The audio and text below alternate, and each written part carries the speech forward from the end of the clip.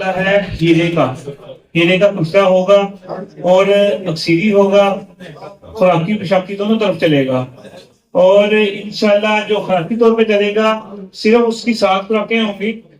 جو مرد کھائے گا انشاءاللہ 70 سال تک اس کو کسی چیز کی ضرورت نہیں پڑے گی، صرف 7 خوراکیں، ٹھیک ہے۔ اور اس کے ساتھ میں یہ گولیاں اور یہ تیل دیتا ہوں کہ ماشاءاللہ حکومت سے دیتے ہیں، وہ فارمولہ میں آپ کو بتانے جا رہا ہوں۔ کرنا کیا ہے، ہیرا بھی آسانی سے بنے گا۔ آپ کی سوچ ہے کہ صرف 1 پاؤ گوبلوں میں 1 پاؤ کولے میں ہیرا بن جائے گا۔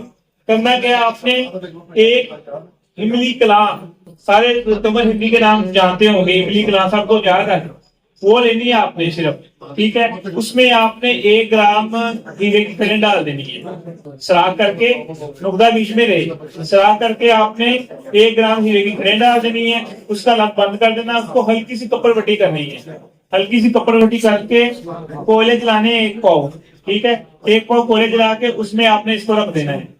رکھنے کے بعد جب آپ کے ٹھنڈے ہو تو اس میں سے اس کو توڑ کے آپ نے ہیرے نکال لینے ہیں۔ یہ 3 عمل کرنے ہیں پاؤ پاؤ کے، ٹھیک ہے۔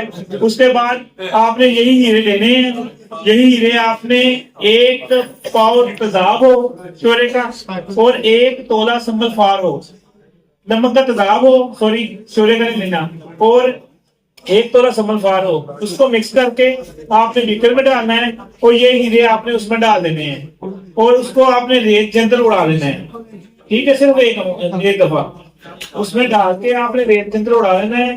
اپنے ہیرے نکال کے آپ نے ایک چھوٹی کنجی لینی ہے، اس میں 1 تولہ سونا مکھی، 1 تولہ سونا مکھی لینی، آدھی نیچے رکھنی ہے، سینٹر میں یہ ہیرے رکھنے، آدھی اوپر رکھ کے آپ نے گیلے مت کر کے 1 پاؤ کوئلوں کی آگ دے دینی ہے۔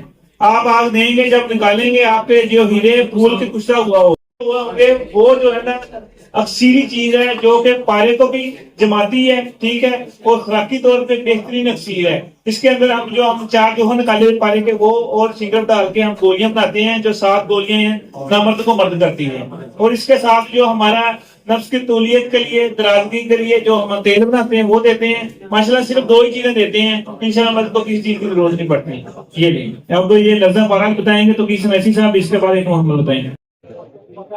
یہ ایک میں نے فارمولا بتانا تھا جو کہ کافی مرضوں پہ کام کرتا ہے، کینسر پہ کرتا ہے، اس پہ دل کے والوں پہ کرتا ہے، گلٹیوں پہ کرتا ہے، گینٹھیے پہ کرتا ہے، جہاں آپ اس کو چلانا چاہیں گے چل جائے گا۔ اور زبردستی جیسے ویریکوسل ہو جاتی ہیں ٹانگوں پہ، پنڈلیوں پہ، جو ہے نا نیلی جو داریں ہوتی ہیں اس پہ کام کرتا ہے۔ کرنا ہے کہ آپ نے ورکیہ لینا ہے 1 تولہ، ٹھیک ہے، اور رس کپور لینا ہے 1 تولہ۔ ورکیہ کو آپ نے ڈالنا ہے 1 پاؤ ہلدی کے پانی میں، ہلدی آج کل تازہ ہے، ہلدی کے پانی میں آپ نے کھد کر کے اس کی ٹکی بنا لینی ہے۔ رس کپور کو آپ نے باتھو کے پانی میں کھد کر کے ٹکی بنا لینی ہے۔ ان دونوں کو ٹکیوں کو علیحدہ آپ نے 1.5 کلو کی آگ دینی ہے، ٹھیک ہے۔